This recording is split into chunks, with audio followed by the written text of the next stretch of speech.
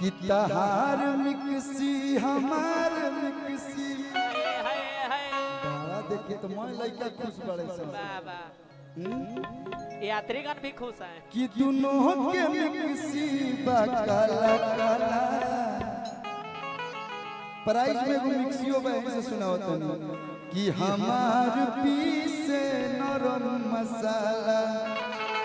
तहार पीसे गरम मसाला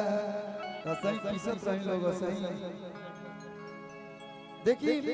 गाना होला जोन भी गाना होला एंटरटेनमेंट खातिर होला एंटरटेन करेला